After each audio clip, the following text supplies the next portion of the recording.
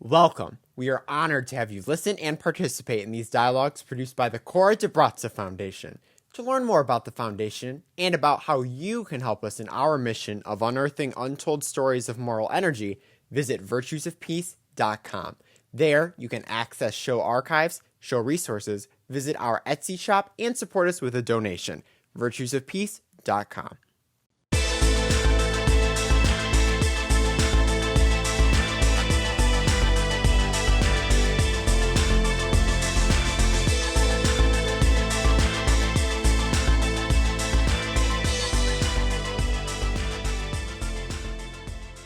Hello and welcome to Virtues of Peace. My name is Hope Elizabeth May, and today I'm joined by Michael Buzzy and Randy Olson. We are continuing today this discussion about the encounter between Olive Schreiner, a writer who dies in 1920, and Howard Thurman, theologian and philosopher who died in 1981. We talked about this last week, which was Peace Day. And we continue this conversation today, doing a little bit of a deeper dive into the moral psychology of the nonviolent way of life or the nonviolent lifestyle. As we began to discuss last week, the civil rights movement did, and I think people still do, make a distinction between nonviolence or pacifism as a tactic versus nonviolence or pacifism as a way of life. And we began last week to basically lay out the argument and the premises that this distinction can really be traced to Olive Schreiner, who Howard Thurman encounters when he is 25 years old and a student at Rochester Theological Seminary. At a conference. Olive Schreiner is read aloud to him. It changes his life in a way, and he has to read everything he can by her. And as I said last week, we talked about how this encounter really helps Thurman start to articulate this notion of the nonviolent way of life, which was later picked up by Martin Luther King. And we are continuing today to talk about what does that consist in, and specifically the moral psychology. If you're not familiar with that term, moral psychology, it is a term that you can find in philosophical ethics, and it really refers to put it most simply, the inner resources, as I like to say, so beliefs, desires, habits, addictions, the inner things going on that are relevant to moral behavior. So we're going to be unpacking the moral psychology of the nonviolent way of life today. There are a number of different clips. I think we're pulling from 3 or 4 of Howard Thurman's sermons, and you can access those sermons in their entirety on our Show Resources page at virtuesofpeace.com. Listening to those sermons or talks is a really wonderful way to learn more about Howard Thurman. So just a sort of brief review of this encounter between Schreiner and Thurman. Again, it is in 1925 when Howard Thurman first hears Olive Schreiner's allegory, The Hunter. And as I said last week, in 1973, so almost 50 years later, Thurman publishes an anthology of Schreiner's writings called A Track to the Water's Edge. And that phrase, A Track to the Water's Edge, comes from one of Schreiner's allegories. Since last week, I have learned that actually Thurman began working on this anthology in the mid-40s. And so this was really a lifelong labor of love for Thurman to publish this Olive Schreiner anthology. So one of the texts that was foundational to our discussion last week and will also play a role in our discussion this week is a piece that was published in 1921 after Olive Schreiner's death called The Dawn of Civilization. It's a very short piece. It was intended to be a book, but Olive Schreiner died before that could happen. And you can access that on our show resources page. And in that piece, which is really devoted to the question of peace and war, Olive Schreiner does make a distinction between different kinds, I should say among different kinds of pacifism or nonviolence. And so here you have in this piece, this distinction made by Schreiner about the different ways by which someone can be opposed to war. And Thurman discusses this distinction, this threefold distinction, in the foreword, or actually it's the introduction to his anthology, A Track to a Water's Edge. So Schreiner, in this 1921 piece called The Dawn of Civilization, again, you can access it on our show resources page, says things like, well, you could just sort of inherit your pacifism from a tradition. So perhaps if you're born into the Quaker religion, the Quakers are notorious pacifists, and this is where it comes from. You could be a pacifist insofar as you're opposed to a very specific war, a specific conflict. So you're not necessarily against all war, but just a specific war. That's type number 2. And type number 3, which really relates to the nonviolent lifestyle or way of life. This opposition to war or pacifism that arises out of the, quote, personal element. So Schreiner doesn't use the phrase lifestyle or way of life, but this like pacifism that arises out of the personal element. And as Thurman understands that, and he discusses this again in his anthology, and you can access that, by the way, on our show resources page. You can access his anthology to Schreiner. It's available online at archive.org. You do have to, check it out. That is, borrow it digitally to see all of it for an extended amount of time. But Thurman, as he unpacks this personal element way of being a pacifist, goes on to say things like one's pacifism can ensue from one's philosophy of life and as part of one's total response to life and one's experience of it. So it's almost like the pacifism emerges out of a philosophical mindset. Another quote, a way of looking out upon the total landscape of life for the garnering of meaning. And he goes on to say that he believes that Schreiner was a pacifist in this sense, that given her whole philosophy of life, it was a no-brainer that she would be against war. And she goes on to say in this Dawn of Civilization that she is a, quote, universal conscientious objector to war, unquote. So she's totally opposed to it because of her outlook on life. And so we started to talk about that outlook a little bit last week. And so we're going to pick up with that this week on this show. And one of the things that we talked about last week was this belief in the unity of nature, that everything is connected. Mankind is a part of nature, and man and mankind are connected to each other. And so to get us back to that discussion, I'm going to play a few clips that speak to this notion of the unity of all things, and then we'll get into the discussion. So the first clip comes from a talk or sermon. It's about 3 minutes long that Howard Thurman gives in 1962, and here comes the clip.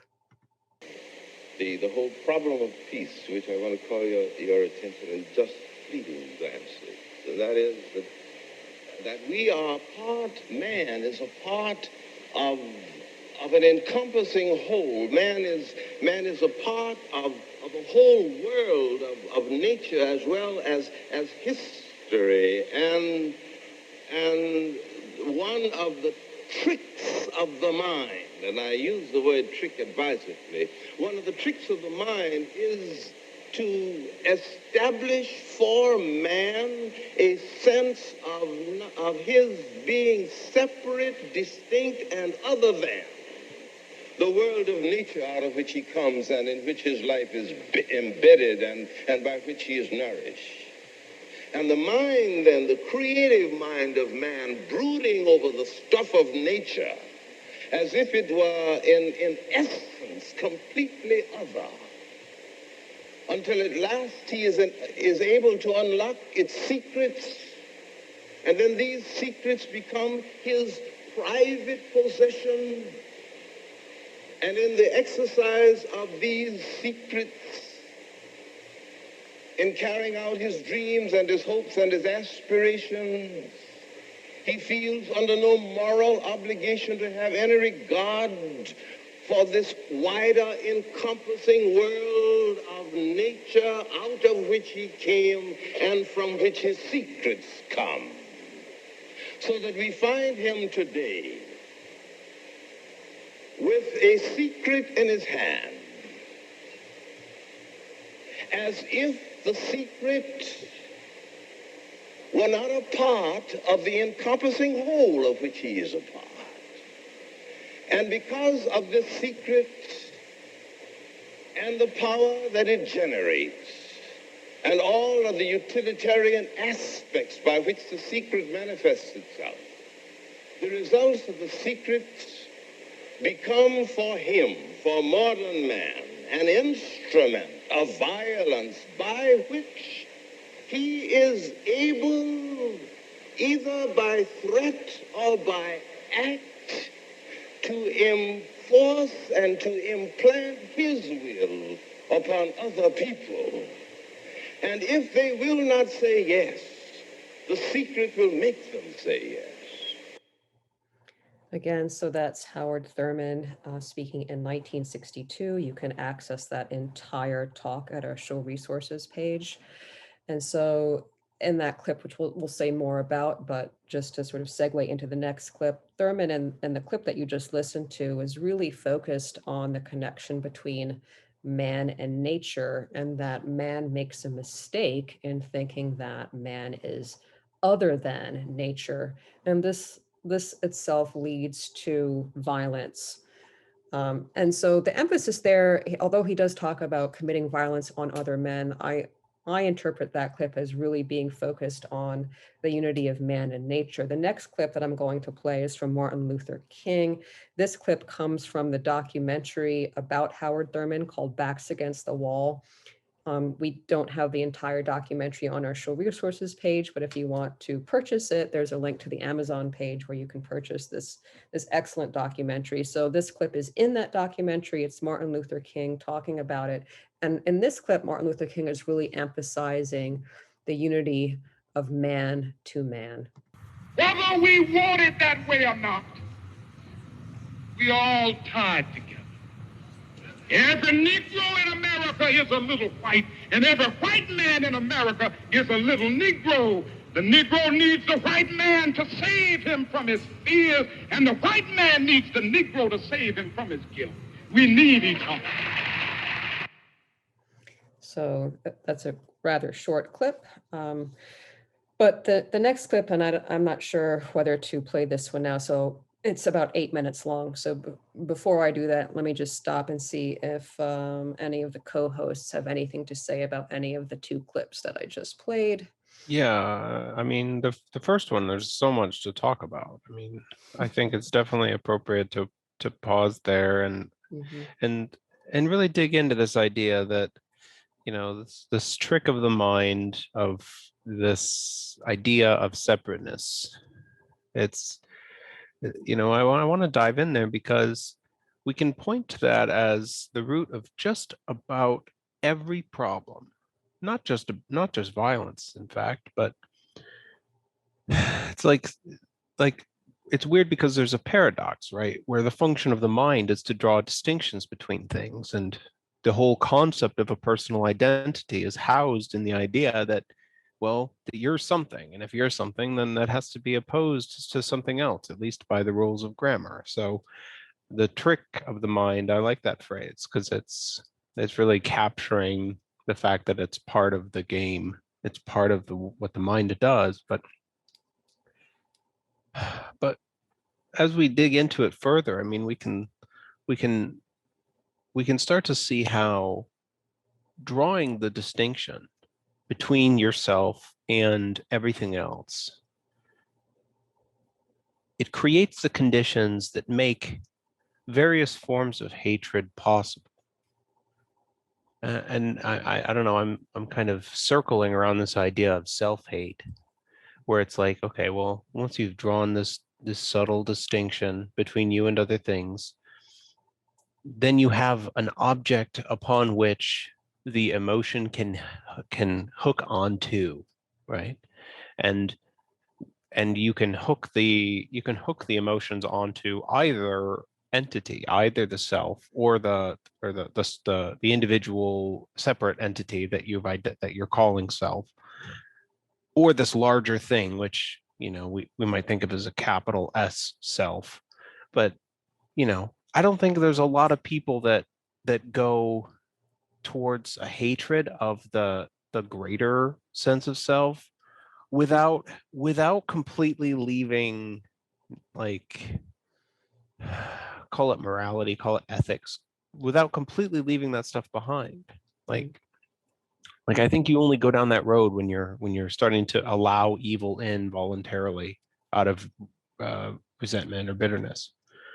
So it's like we can see, I mean, just to stick to, you know, somewhat smaller of a circle, it's like this idea of separateness we could think of in a lot of different spiritual language, but it's like it's that specific trick of the mind is the form of ignorance that I think most of the spiritual literature is referring to when they talk about ignorance. I think that, like in Buddhism, like that, it's the ignorance of who you really are as that greater sense of unity with things and the identification with the unity and not the individuality that people refer to often as ignorance. So cool.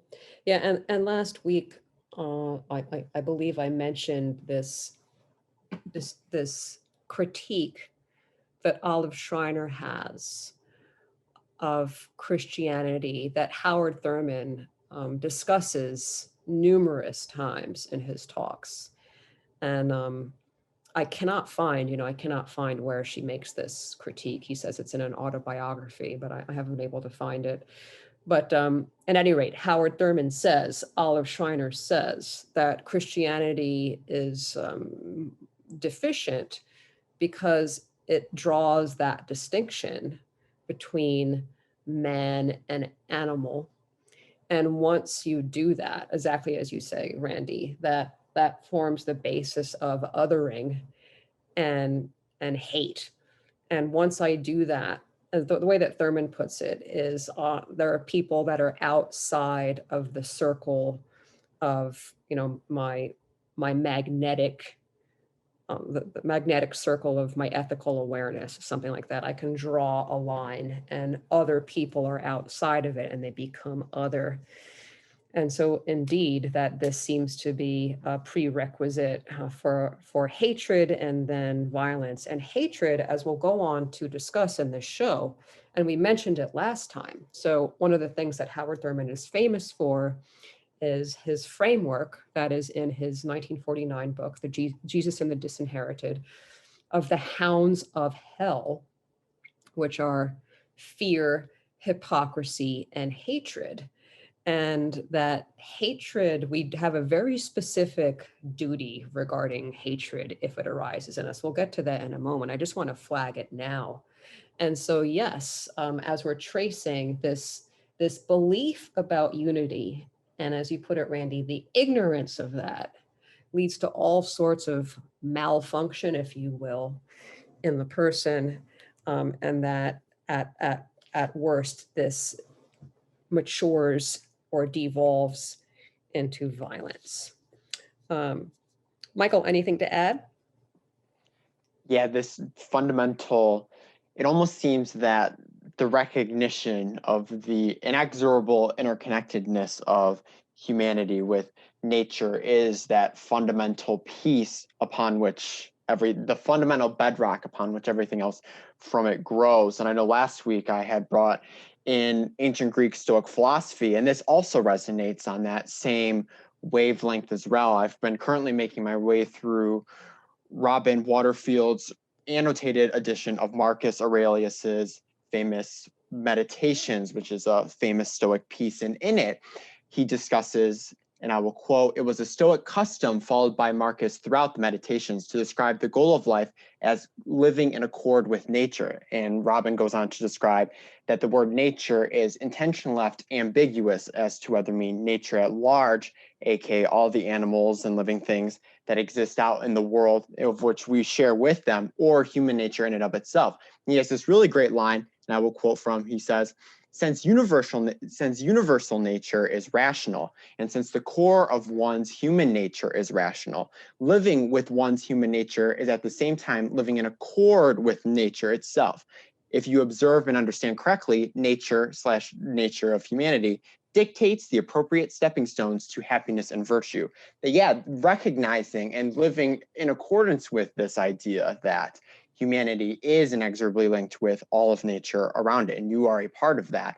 That is, as it says, it is a key, it is a stepping stone, that is the foundation upon which you can go through and lead a virtuous/happy life in the Stoic sense, and also a life in which you are exhibiting nonviolent tendencies in the public and your private spheres as well.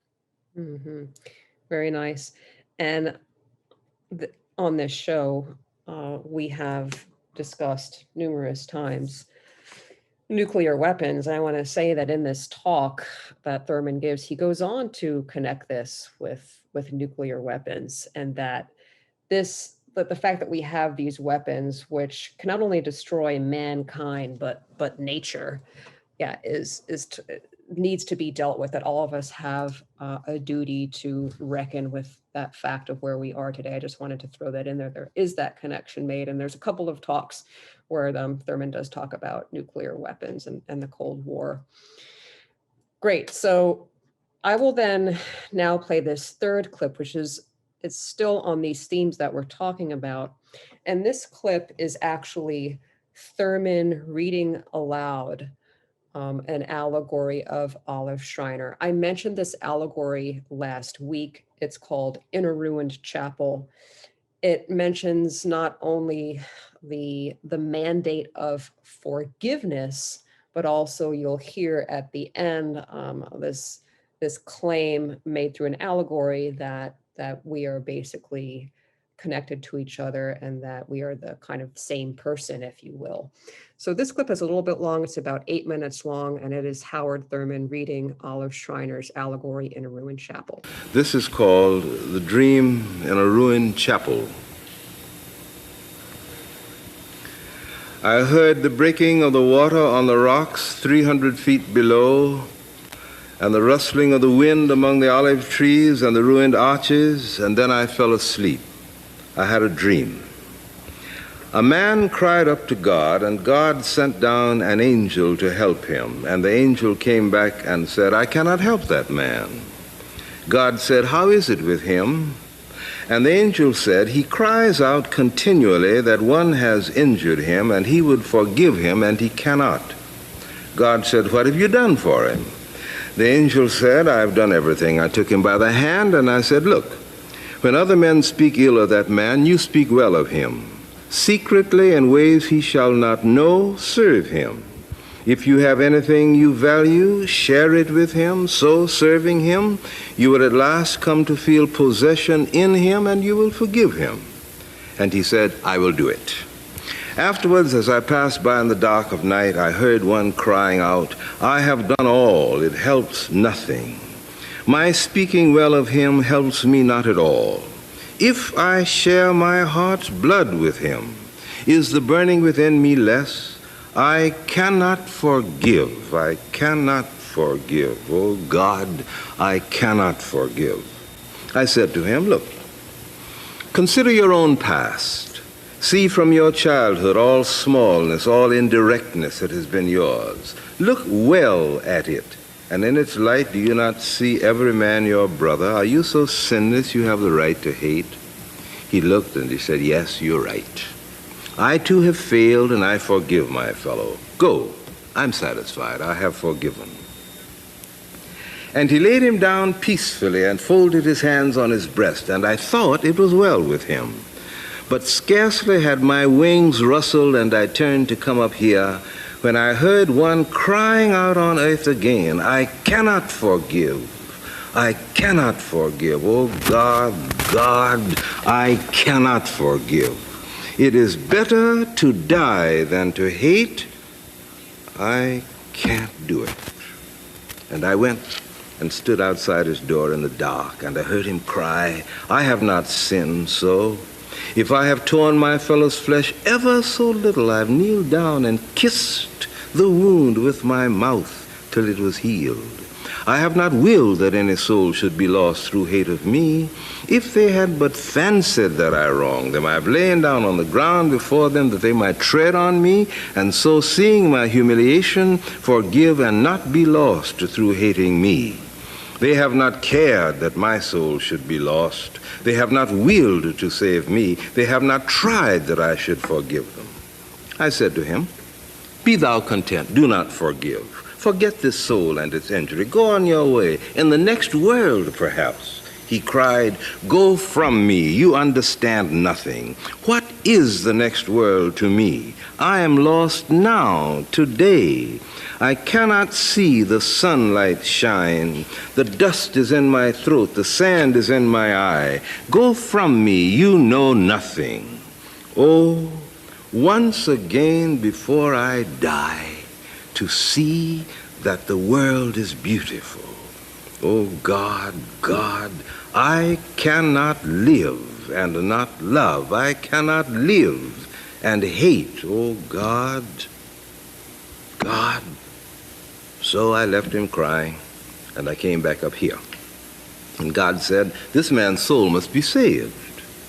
And I said, how? And God said, go down and save it, you. And the angel said, what more shall I do? Then God bent down and whispered in the angel's ear, and the angel spread out its wings and went down to earth. The angel went down and found the man with the bitter heart and took him by the hand and led him to a certain spot. Now the man wist not where it was the angel would take him, nor what he would show him there.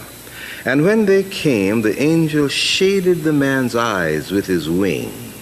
And when he moved it, the man saw somewhat on the earth before them. For God had given it to that angel to unclothe a human soul, to take from it all those outward attributes of form and color and age and sex, whereby one man is known from among his fellows and is marked off from the rest. And the soul lay bare before them, bare as a man turning his eye inwards beholds himself.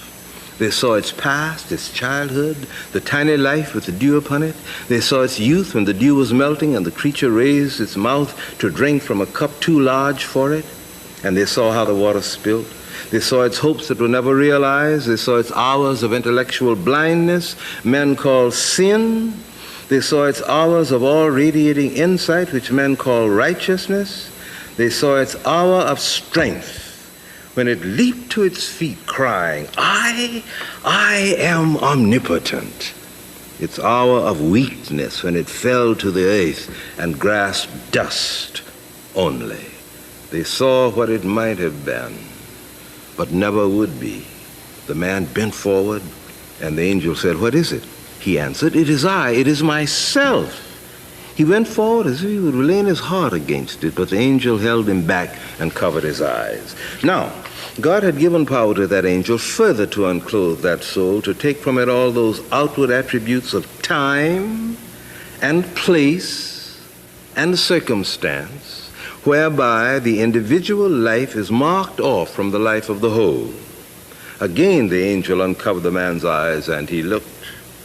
He saw before him that which in its tiny drop reflects the whole universe.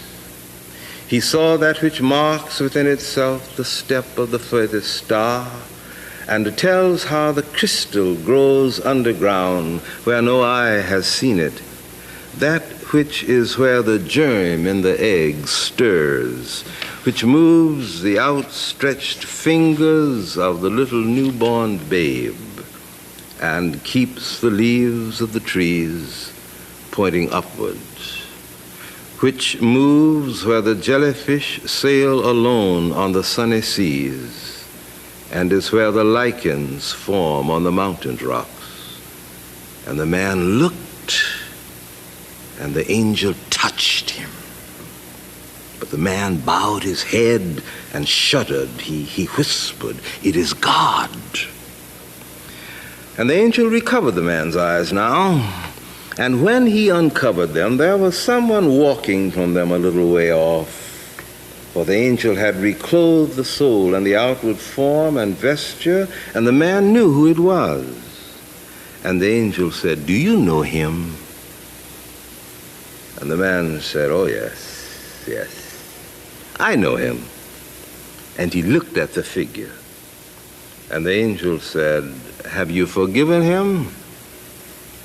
But the man said, "How beautiful my brother is." And the angel looked into the man's eyes, and he shaded his own face with his wing from the light. He laughed softly and went up to God.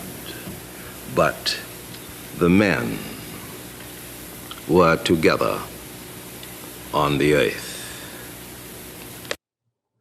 So again, that's Howard Thurman, and that clip comes from a 1963 talk focused on the broader talk is about self-knowledge. And he also mentions this in a talk that he gives on Jesus and the Disinherited, which we'll talk about in a couple of minutes. But I'm not sure of the exact date of when Olive Schreiner writes this allegory, but it's sometime in the early 1900s or late 1800s. And so again, it's Howard Thurman reading Olive Schreiner's allegory in a ruined chapel.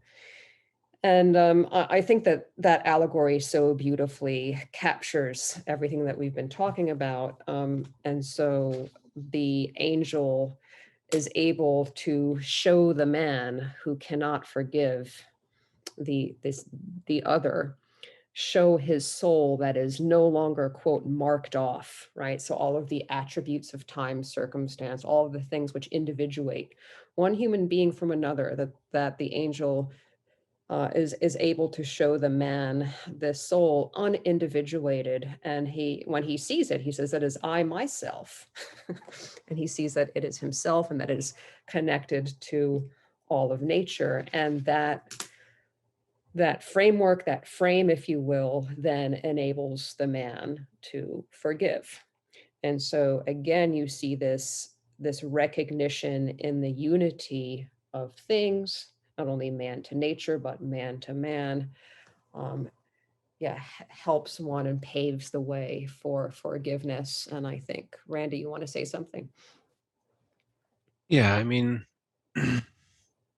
this reminds me of something from Lema Bowie's book, Mighty Be Our Powers, where she was describing the impact that forgiveness had on her life. Now, in that story, she was forgiving a person who she had a relationship with in the past, and how it caused her all of this internal torment. And part of her understanding was that it was like the hatred was hurting her.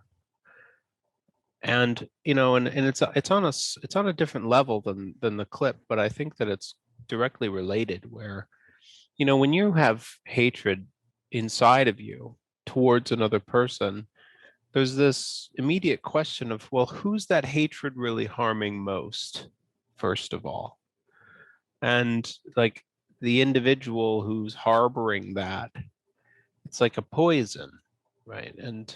And so it's like there's this direct disservice immediately upon like having such a thing brewing inside of you, which is like one sort of individualistic frame, but addresses the fact that we have a responsibility to like pay attention and respond appropriately to our environment, because no matter what the other person does to us, when we start to bring things like hatred and resentment and bitterness into ourselves and have them as whatever they are, justifications or explanations, or, we have these rationalized reasons for holding these emotions, and all they do is make the situation worse.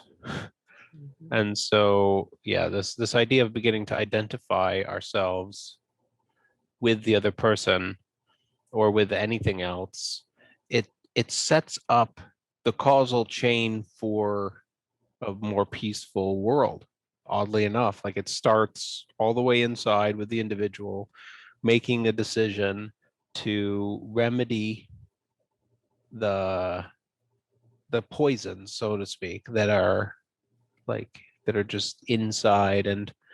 And in that way, of course there has to be this corresponding recognition that you're not doing this just for you anymore once you start to take care of yourself. So this is now just like this inverted frame on the same conversation, right? It's like, now you have this responsibility to take care of yourself by letting go of hatred towards other people, and hatred towards yourself, and hatred towards the world, and towards God, and whatever else you hate, because it's better for you, and it's better for everyone else, and it's better now, and it's better in the future. And so it's like, yeah, stuff like that. Yeah, so there's a couple of different really important insights that need to be had here. And we are going to talk more about hatred. I mean, hatred, the word, I don't remember it being used in this allegory in a ruined chapel. So this person can't forgive, but I mean, one can infer that there's a hatred brewing there. And so there's different ways we can, points of entry, ways of entering the forest. We can talk about the psychic dynamic that's going on here. And so there's a couple of things that need to be recognized. First, like this unity of nature, the unity of oneself to others. And also, as you're pointing out, and this is really driven home by Howard Thurman in Jesus and the Disinherited, and in numerous talks that he gives, and we're going to play a very relevant clip to what you're saying, Randy. But in this is the recognition of this unity of myself with everything, but also the recognition that certain emotions are harmful to me. And I think that's not everybody recognizes that, right? So there has to be this awakening to the fact that this emotion is bad for me. And that's why Thurman names it as a hound of hell that needs to be dealt with. And we could spend a whole show on Howard Thurman's notion of hatred. He gives several talks just devoted to that topic, and it is a whole chapter in Jesus and the Disinherited. But basically, and I'm no expert, but at this point, I think my understanding is that he basically says hatred, it's destructive, that and it's indiscriminate, that once it gets going in the soul, and I think the clip that we're going to play gets at this, it just keeps going, and it really doesn't care about how, like, the cause of it. Like, there could be some rational basis to hatred, but once it comes alive in the soul, it no longer cares about that, and will go on to live regardless of the rational basis for something. So, angry people will be very angry at people for no good reason, this kind of thing. And so this needs to be dealt with. So I'm gonna stop there and just see, Michael, if you have anything to say before I play this next clip. Yes, I agree. The hatred discussion is one. There's so much to pull from, and to really go into that'd be a very fascinating show indeed. But in terms of laboring towards a nonviolent existence for ourselves and for others, this hatred component really has this ability to, as you were saying, Hope, it's very indiscriminate. It's like starting a fire within your soul, thinking you're going to be able to direct it towards your immediate thing that you feel is causing this within yourself, this hatred. But before you know it, the fire is out of control, and it's burning so many other facets of your internal being before the smoke has truly clouded your vision, and you have that rational basis that you once had is completely evaporated. It's no longer there. So this ability for hatred to blind and to cause one to draw those distinctions and that otherings between people only further serves the fuel of the fire you light initially to think that it's something that can be directed towards the supposed end that you have in yourself. But no, in the end, it ends up consuming so many other parts of an individual and disillusioning one from their original basis for having that hatred in the first place. Why it's important to them foster those tools and that do the inner work within yourself to go through the process of recognizing the immense interconnectedness and to see others as more like yourself than others, to ensure that initial fire is never lit in a response to this external thing that is causing you to have this internal feeling of hatred. Mm-hmm. Indeed. And yeah, it's not me who has that insight that it's indiscriminate. It's Thurman, and I learned that from him. But yeah, so hatred is itself a poison for oneself, and again, Thurman says it's destructive, and because it's destructive, it can't be life. It's not God. It's not vitality, right? And so the trick, the goal, is to make sure that our responses to things that happen to us preserve that kind of vitality and almost like joy. So if joy is not going on, if that kind of like inspirational vitality, there's a clip that we'll play where Howard Thurman uses the phrase, so beautiful, a wild and unrestrained vitality, that if that's not going on, it's like wrong. And hatred, he goes on to say, is absolutely inconsistent with that it's destructive, it's not positive and creative. And I think, Randy, you have something to say, and then I'll play this clip. Go ahead. Yeah. Yeah, this idea of indiscriminate destruction is something I want to dig into briefly. I love that. That's such a I don't love that. I like the idea.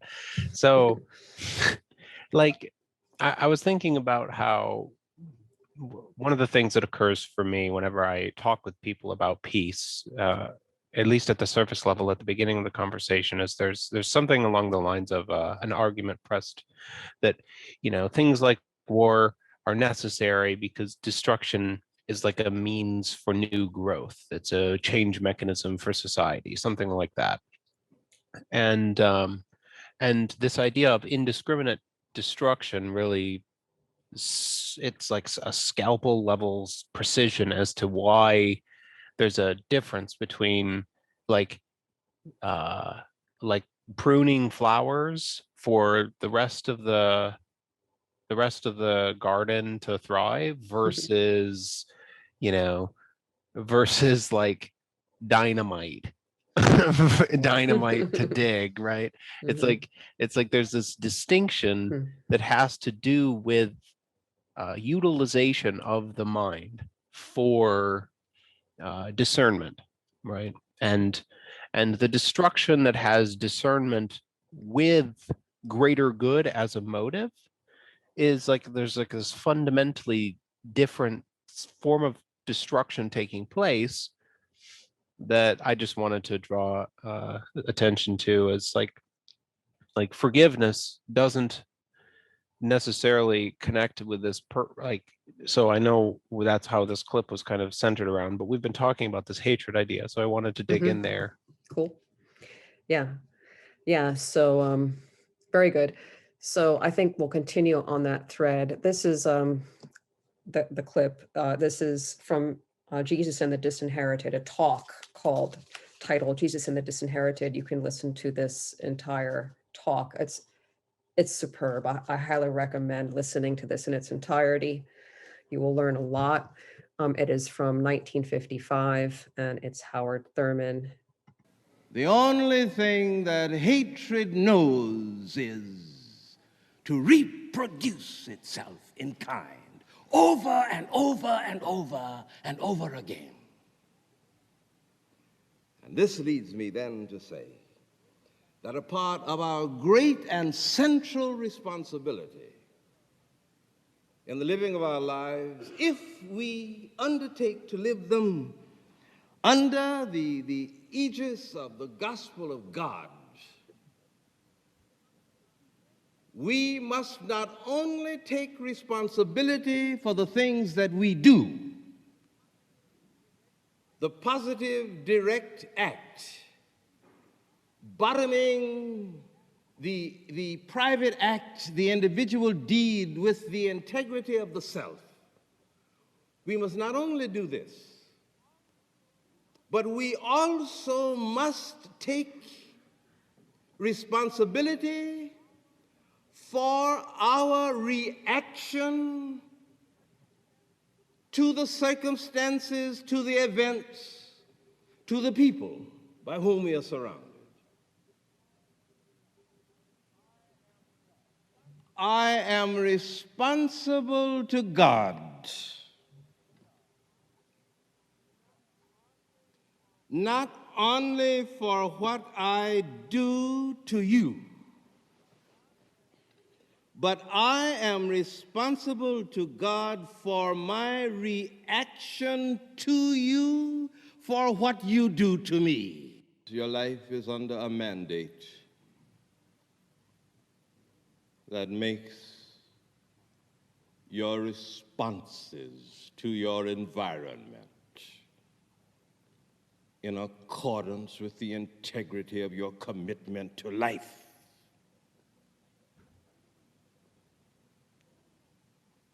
So the exhilaration and the release that comes from being able to express in terms of response to environment a wild and unrestrained vitality, unchanneled by any moral responsibility that grows out of the sense of responsibility for one's response. So powerful, so much to talk about in that clip. And you may have detected that I did splice together two different moments. They're both coming from this May 3rd, 1959 talk titled Jesus and the Disinherited. Again, you can listen to that entire talk on our show resources page. So the title of this show is The Responsibility for Our Responses. And that phrase comes from this clip.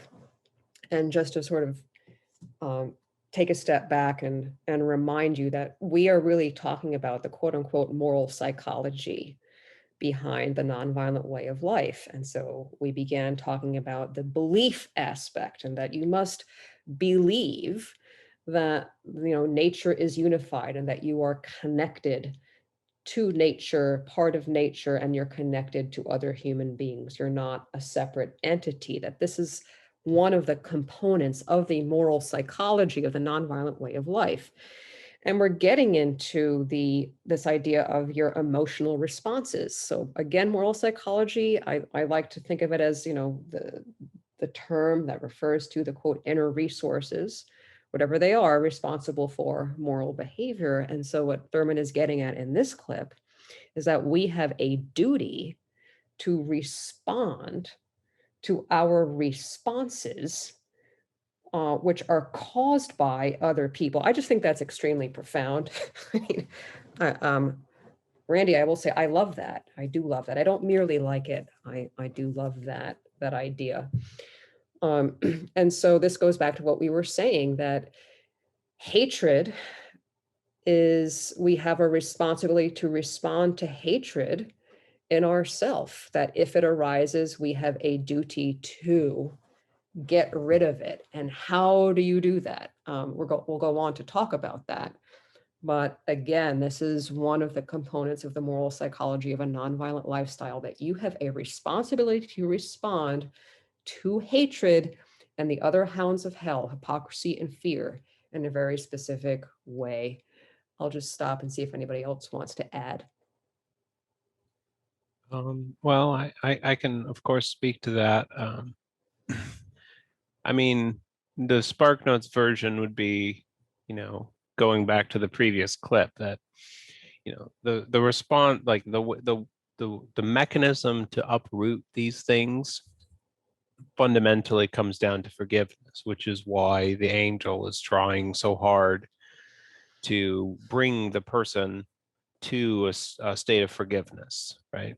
That's like the tool that we use in order to come to terms with ourselves. Now, of course, it's not that simple, but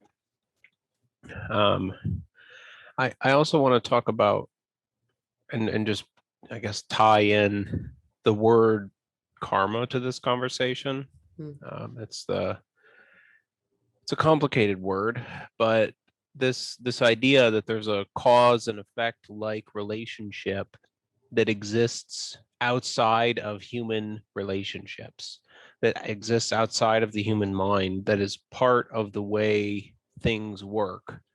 And humans have the capacity to perceive and make some set of analysis about cause and effect, but that there's law in the universe. That's the definition of karma that I operate from anyway. And one of the things that seems really useful to at least draw out here is, I know Gandhi said something along the lines of, when you solve violence with violence, you plant the seeds for more violence, or something like that. If you use force to solve a conflict, it's something along those lines. And the implication there has these connections with this idea that, well, the way you do things makes a difference outside of you.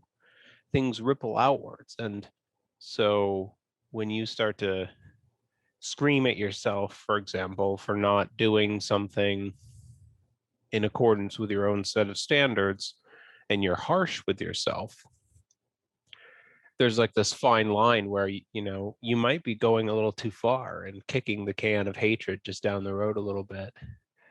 So I could talk more there, but I'll stop for now. Michael?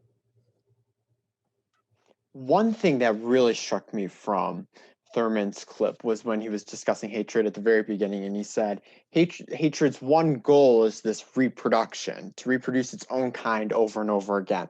And one thing that I was able to draw an analogy to was a virus. A virus is sort of this entity which is debated in the realms of biology of whether it is even a living thing. And its one goal is to invade a host, a cell, and then just reproduce more and more of itself until the host is eventually consumed, and then the fuel of hatred, or this virus, has utterly destroyed the very thing from which it is beginning from. And so then, if hatred is similar to this, in that it is very indiscriminate and it has this tendency to just reproduce itself in an individual and then to spread itself to others through our own actions being fed and based off of this internal hatred that we are feeling and fueling within ourselves, what represents an antidote or a way in which to combat that? And one way that we've been talking in the last show and in this one is having those ideas of the inexorable interconnectedness of all of humanity, and to not other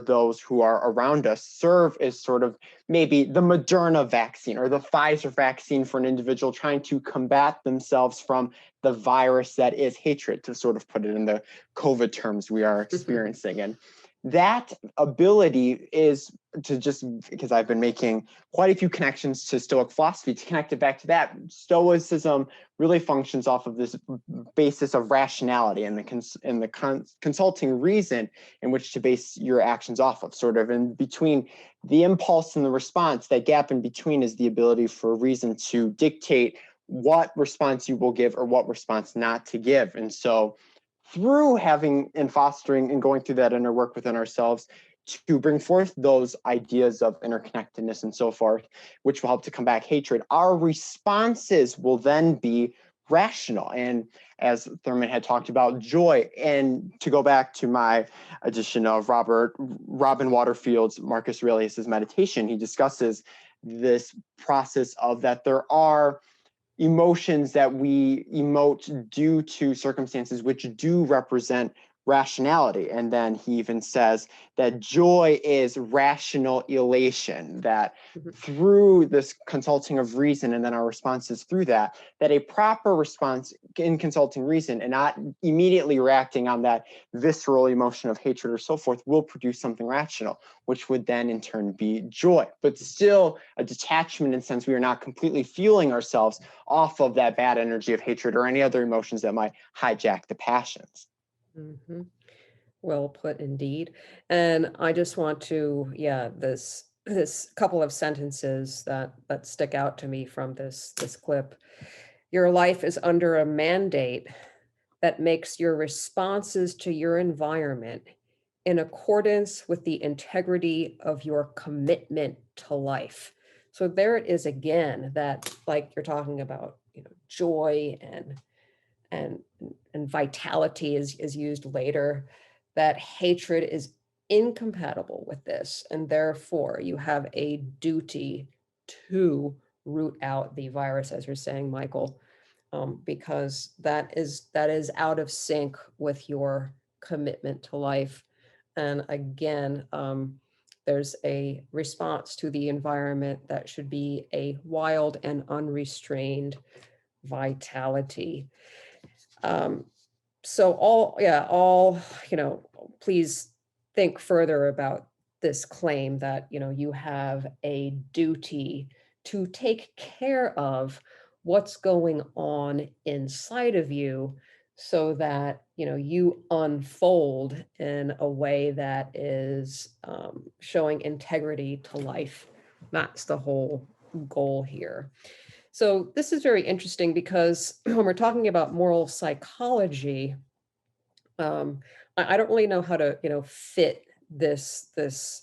Okay, we have a duty to respond to emotional responses in a certain way, the responsibility for our responses. And Thurman goes on to say, after he makes this claim, that the way that he's going to say, I don't really know how you do this, but what you have to do is cultivate a desire to forgive. And so I'm going to play that clip. It's not very long. Here it comes. And again, it's from the same talk on Jesus and the Disinherited. I must somehow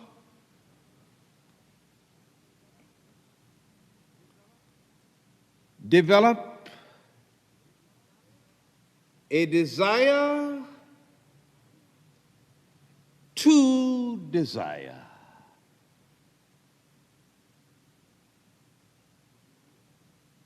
To be rid of my hatred and to enter into community. And this is hard. I do not know all of the skilled ways or any of the skilled ways by which the manipulation of a man's insides can bring to pass this new purpose, this new desire. I don't know. So good. Indeed. We have to be motivated. I mean, I'm just trying to unpack all that's being said here. So, and this bit about you have to cultivate a desire to desire does come after in Thurman's talk, when he says, he makes the point, okay, we have a responsibility to respond to hatred in a specific way, and therefore we have to cultivate a desire to forgive and hence get rid of hatred. So I'll just open it up to see if anyone wants to jump in on that claim. We're going to talk about it for a few minutes here. Yeah, I wanna talk about that for sure, and I want to tie it together with the sentence that you were highlighting in the last clip too, because I think that they're directly related through the concept of faith. So just hold desire to desire on the burner. and bring back, your life is under a mandate that makes your responses to your environment in accordance with the integrity of your commitment to life, and hold those two together. It's like you have to have this Kierkegaard style leap of faith in the form of a belief that all things considered, the universe is good. And if that faith is present, it turns out that there's like this short circuit it's like a shortcut, not a short circuit, it's a shortcut to the rational justification for all of the claims we've been making today. And there's a rational, like a completely coherent sound set of arguments that proceed from taking other people and taking yourself and imagining the shared fate. It's like this integrity of your commitment to life idea. It's a promise, right? It's a promise. And now it's a promise that you have to renegotiate all the time. And I think that's where the desire to forgive bit comes in. It's like you have to want the right things. And it's not just forgiveness, although I think that that's kind of critical to the hate conversation.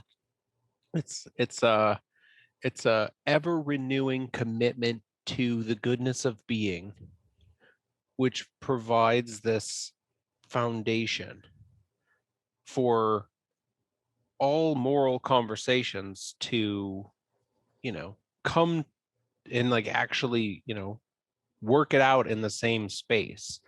And if the bottom of that, call it a boxing ring for imagery's sake, if all of the conflicts have to come to the boxing ring that's built on a commitment to the goodness of being, then the arguments all have to go down to a certain place at the end of the day. They all have to lead to a peaceful solution, because otherwise it's working against the original dictates. It's working against all things, yourself included. And so no rational person can start to make decisions based on hate with that kind of faith-based pillar. And the faith has to be this, it's the same as this commitment to life, the integrity of your commitment to life. It's that, it seems to be that thing. Cool. Yeah, that I need to think about. There's a lot there. Thank you for all of that. Michael, do you have anything to add? Yes, this integrity to the commitment of life is something that also really resonated with me. And for me personally, I drew a connection to one of our favorite individuals on the show, Immanuel Kant, and his morality of when you are doing something, that there are the feelings of maybe pleasure or desire we get from doing that particular thing, and then we receive joy from doing it. But the true commitment to this integrity, this true commitment to life and to living and pursuing nonviolent activism and making sure that is fostered within your public and private spheres as well, is that when those passions and desires that flow, to think of a river and you're the boat and the current is going in the same direction that you are and doing the thing, when the current flows against you, that commitment is really put to the test in that. And it's almost rational in the sense you will continue to pursue it just because it is life. It is so profound. This ideal of interconnectedness and the foundations from which that springs in a field of laboring towards a nonviolent existence, both in the public and private spheres. But that is where it's really tested, because there are so many instances in life where I feel those roadblocks or times in which the currents feel they are flowing against us, and so many things that come up which make us feel that we are disillusioned from this pursuit that we have been striving towards. And that it is in those moments when you really must dig deep, reflect in on the inner world and the work that you've done during those good times to really weather the storms when the external parts are bad, and allow that inner world to be the fuel through which you will maintain and only further your commitment to life in general, and then also towards a nonviolent existence as well. Yeah, and this notion of your commitment to life. I just want to focus on that word commitment because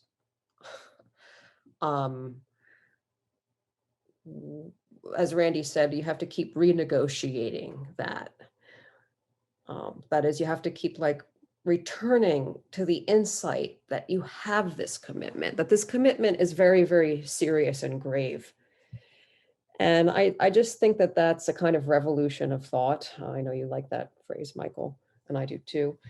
That commitment to life is something extremely serious, and I'm going to honor that. And honoring that is going to impose on me a very specific way of acting and responding. And so I just want to flag the word commitment there and have us and our listeners just think about the, I don't think in our society we take commitment seriously anymore. That they're sort of, they can be trumped by expediency, right? But this is a sort of like, come what may, you're going to be committed to life. And this desire to desire, again, like trying to unpack that. So you all may know that, you know, in ancient Greek philosophy, there is a distinction made amongst different kinds of desire. And you really get this in Aristotle's philosophy. Plato makes it, but Aristotle makes more distinctions. And so there's like the desire for the good. That's its own specific desire called boulesis. And then there's the sort of like animalistic desires that we have that arise out of our matter, our body. So food, drink, etc. The sort of, we would call them maybe base desires. Epithumia is the Greek word. And then there are desires that are the result of deliberation about the good, understanding what the good is, and then how do I realize that given my circumstances now? So I have to know what the good is. And I think that goes back to this claim about unity. Well, I have to have that sort of understanding, and I have to understand what I am. And once I understand what I am, then I can look at my circumstances and use my reason to figure out what I need to do. And so there's an impulse for me to do that, but it doesn't arise, quote unquote, from my body, like the way that hunger and thirst does, right? Because if you think about desire is like impulse, but rather like the motion of my body to take action and responsibility to get rid of hate, to work on blame, the things that we've been talking about, like that arises as a result of my thinking about what is good for me, a result of deliberation. And so I don't know how to pronounce it correctly, but it's like prohairesis is the Greek word for it. It's a desire caused by deliberation. And when he says we have to cultivate a desire to desire, I can't help, and perhaps this is wrong of me, but in any case, it helps me understand it, to say that what Thurman is talking about here is that we have to understand what the good is, and then from that, sculpt our intentions, if you will, so that we move our bodies in ways that move us closer to that good, which would be this commitment to life. Okay, and as we said last time, this is, he says it here in this clip, this is hard. And this takes painstaking discipline, okay? What he goes on to say in this clip after this, and we're not going to obviously play the whole talk. Again, please, if you're going to listen to any of these talks, I think probably this is one of the best that Jesus Disinherited from May 13th, 1959. So he goes on to say in that first we have to cultivate a desire to desire. So how do we get rid of hate? We have to cultivate a desire to get rid of it. And then we have to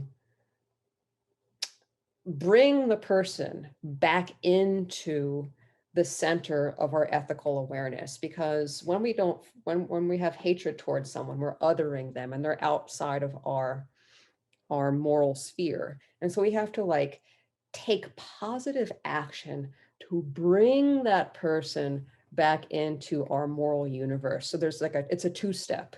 So, or maybe a 3-step: responsibility for your responses, number 1; number 2, cultivated desire to desire; and number 3, bring that person back into your moral center.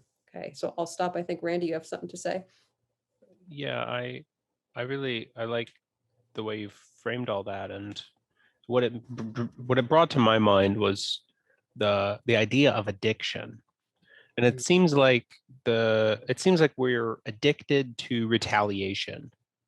We're addicted to like this lex talionis frame of reference, or some kind of limited form of justice or whatever, so that we can rationally justify violence or hatred or whatever else. And this desire to desire business, it seems analogous to a person who is in the throes of a substance abuse problem, and they want to get out of it, but for whatever reason they seem like they're stuck in this relapse loop. And so they go to an AA meeting, for example, and then you have the 12-step program, which has you do a certain set of procedures in order to walk through seeking all kinds of ways to get yourself out of that mess. And we don't have a 12-step program for an addiction to violence, or an addiction to retaliation, or an addiction to whatever else we might label this as. The trick of the mind. Yeah, we're back, right? We don't have an addiction 12-step program for the trick of the mind. We don't have that. And instead we have more confusion, all things considered. But yeah, there's this idea that there are maybe prerequisites to forgiveness, which is what I'm reading, or that's how I'm hearing what you were talking about with the distinctions between different kinds of desires from the Greek. This idea that once you've thought about a situation enough, you can see it from this higher place, and you can understand what you need to do from that higher place more clearly, and then you are motivated to start to do things, right? That kind of procedure. What it highlights is that, in order to act in a given situation, you need certain amounts of knowledge, and of course we know that. But forgiveness is an action, and so perhaps there are prerequisites to certain levels of forgiveness. And if somebody has done a particularly egregious harm to you, the work necessary in order to forgive them often includes fully understanding that person's justifications for that action, fully understanding their motivations. And sometimes those are very, very dark things. And that's where the discipline has to come in, right? You have to put yourself in a situation where you can really put on some dark clothing in order to justify the harm that was done to you. And all of that seems to be a prerequisite to proper or complete or true forgiveness. So you have to want to do that whole process, and you have to be willing to go into those dark corners of the human experience. Yeah. And it's not the kind of want where, I want hamburger tonight. It's a kind of want that arises out of, okay, this is not good for me. Like I want to move forward to what is good for me. And then what do I need to do that? And so there may be some, and indeed resistance. And this goes back to, the reference to Kant that Michael made, that, it's like difficult for me to swim against the tide, so to speak. But you do that. And what is that? Is that will? Like what is, I don't know. So we get into like different terms of moral psychology, but that's what we're talking about. And I think absolutely, work needs to be done for forgiveness to happen. We have to understand the person's entire context, as you're talking about, Randy. And I also think a lot of work, one needs to really think about blame. We talked about this last time, the notion of blame and how that's contributing to hatred and resentment. That working on that piece, I think, is absolutely essential. And I'm just going to see if Michael has anything to say before I go on to our last clip, because yeah, we need to wind it down here. Michael? I would just add that I think that is a project for us all, to try to find a 12-step program to forgiveness and what groundwork we'd be able to lay for individuals to undergo that process.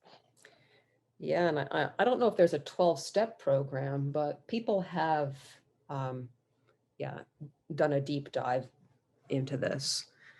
There's something called the Forgiveness Project, and this is taught to children these days. And yeah, maybe if you're listening to this, you want to seek out, I'm pretty sure it's called the Forgiveness Project. It existed at least about 10 years ago. I'm sure it still does. I believe it may be based in Canada. Anyway, there are programs, and we as adults, of course, need them as well. So what does it look like to do this work? So we're really talking about the interior life, sort of coming to this understanding, taking responsibility for our responses, taking this action to, cultivate a desire to desire. But we're focused on the interior moral psychological aspects. But of course, what does it look like on the outside when someone is doing this? And I would like to play this clip. This comes from a different talk that Howard Thurman gives in 1959. It's called Sources of Tradition.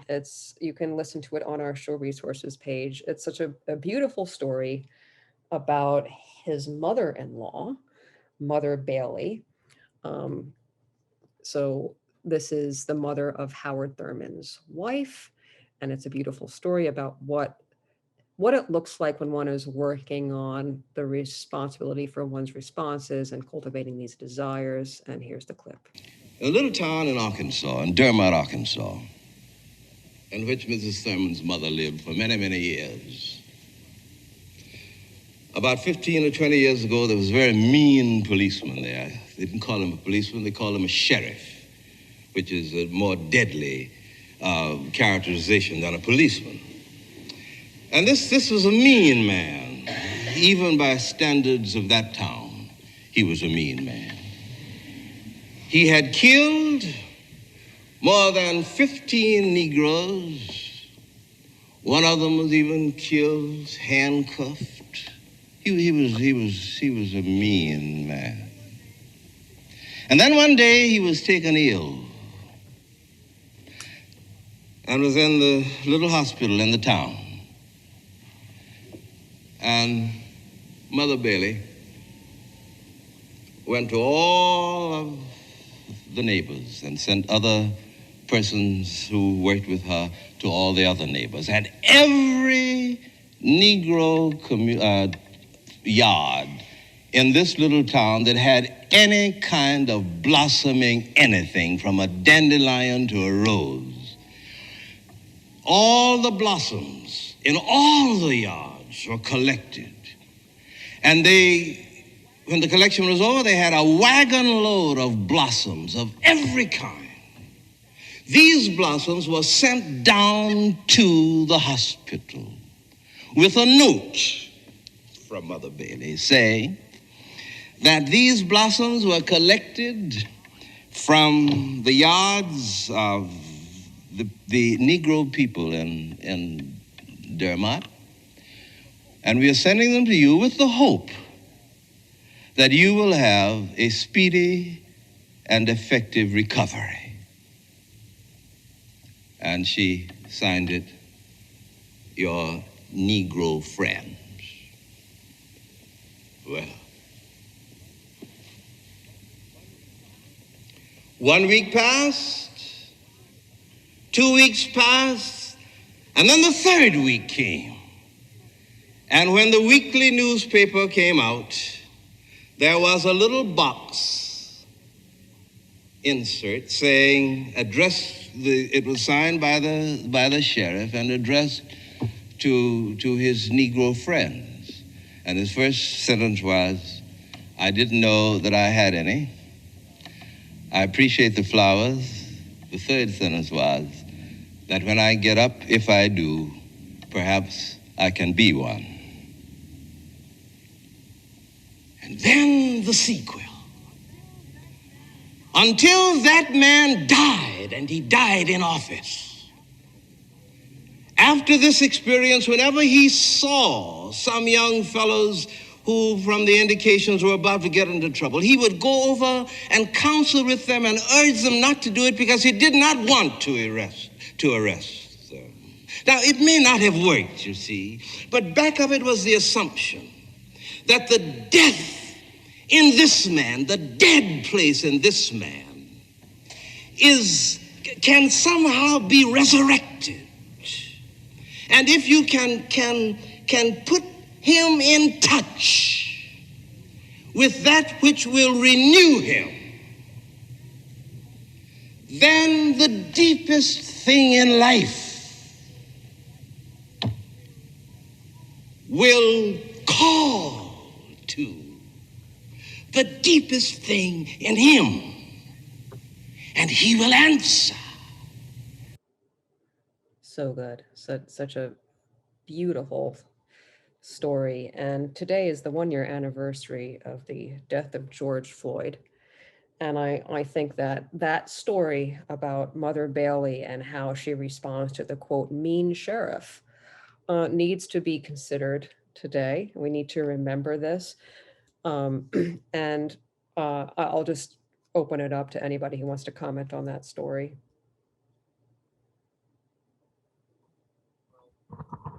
Yeah, I mean, it's difficult to do better than the story itself for like capturing what to do with like a community in distress.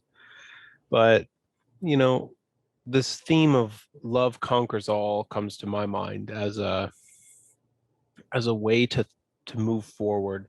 This, like, I was pruning flowers, right? And I mentioned this earlier as an example, but it's like when there's something wrong with the flower, you have to figure out what part of the flower needs to be picked and which part needs to stay. And in the case of the sheriff, I mean, it's like, it's not that there's everything about this person was bad, right? He had some kind of moral failing, and that needed to be corrected, and there's a tool for that. And now Mother Bailey seems to have identified what that was and done the perfect thing in order to bring that forward. Mm-hmm. Mm-hmm.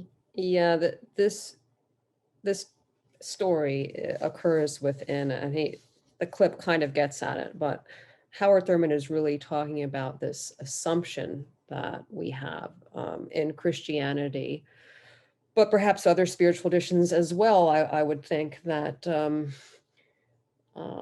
the person, the God is always in the Quakers definitely think this way. God is always in the person, and the person, like Howard Thurman says elsewhere, the person sometimes needs to be shocked, not in a violent way.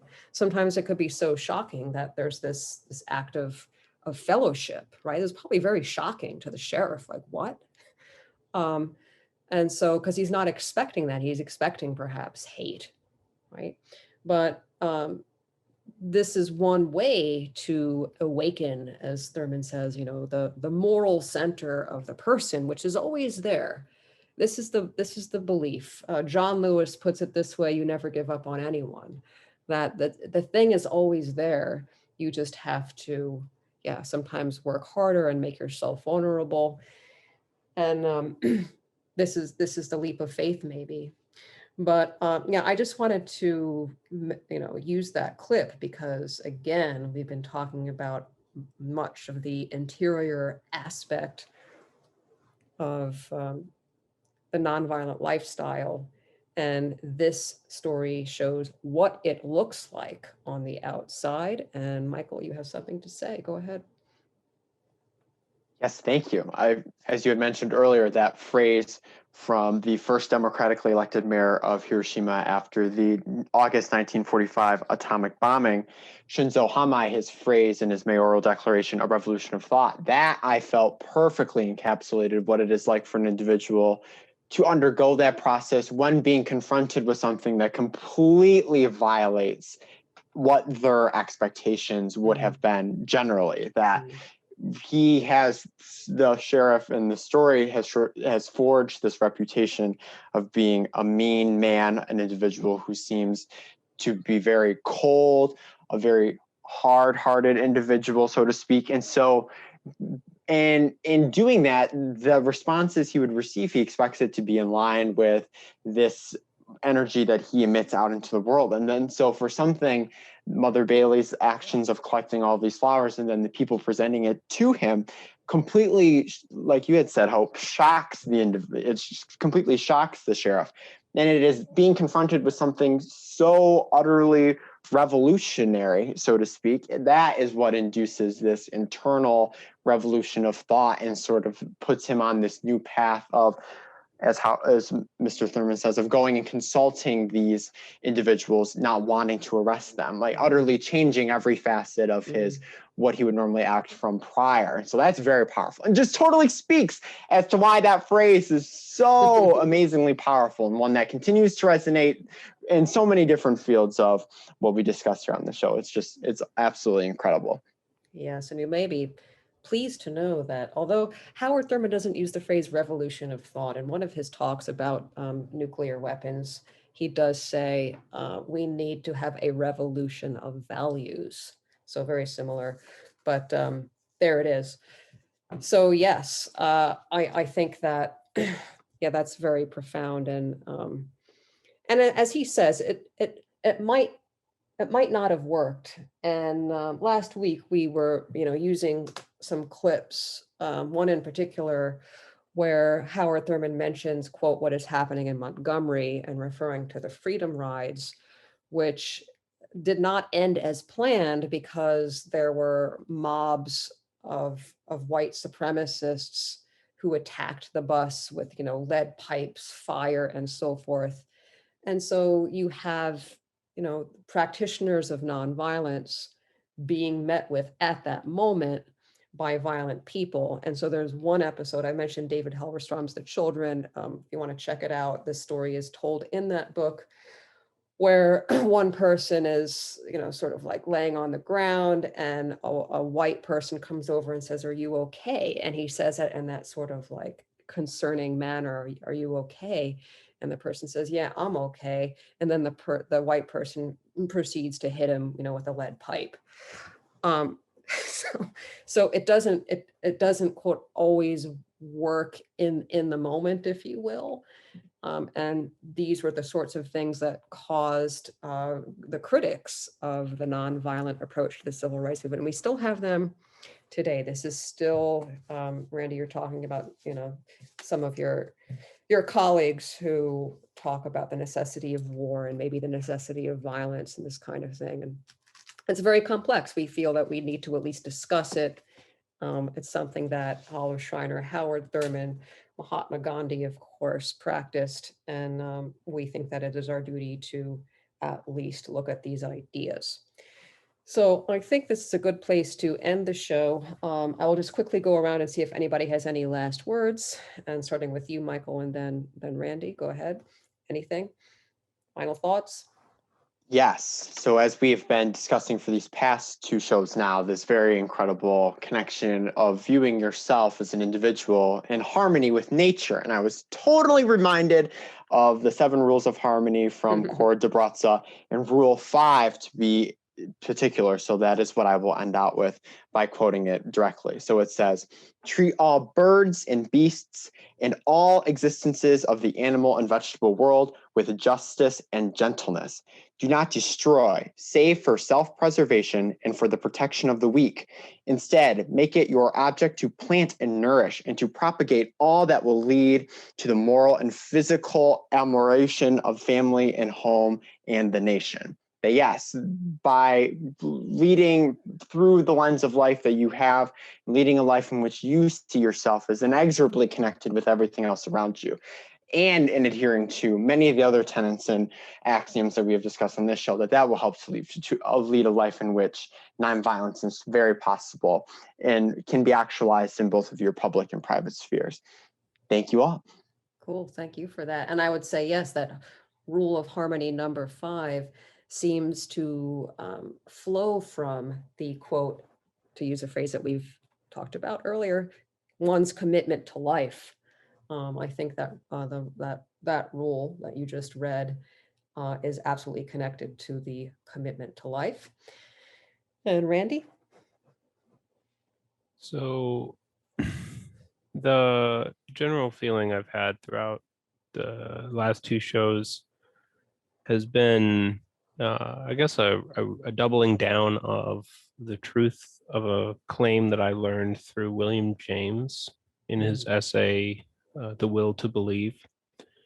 And in that essay, he talks about many things that are very significant and relevant to this conversation, but the short and sweet version is faith makes facts. And, a faith in the goodness of being sets the stage for an approach to life that yields a net positive for all beings. It is a prerequisite, in fact.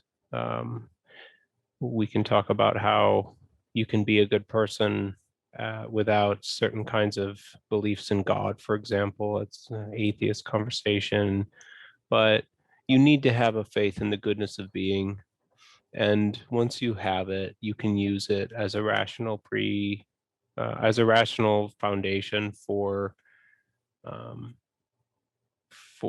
forgiveness, as a rational foundation for taking care of other people, a rational foundation for desiring the right things for yourself, and the rational foundation for trying to make the world a better place in accordance with all the things that are most important based on your own set of standards. But once you have this commitment to the betterment of being and a commitment to all of life as part of that, peace is a inevitable conclusion. Well said.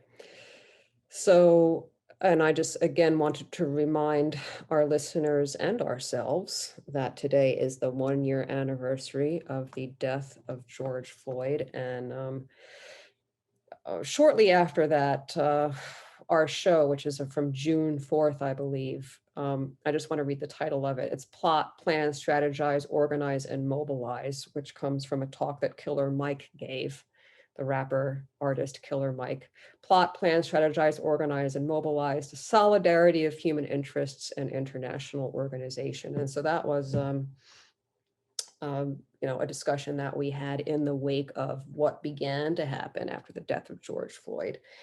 And it's very similar to what we're talking about, what Killer Mike says in this press conference that he gave, was that, we have a responsibility for, he doesn't say this, but it's in the same vein, we have a responsibility to respond in a very specific way to this violence. And that is plot, plan, strategize, this sort of like rational, deliberative response is called for, not necessarily violence and looting.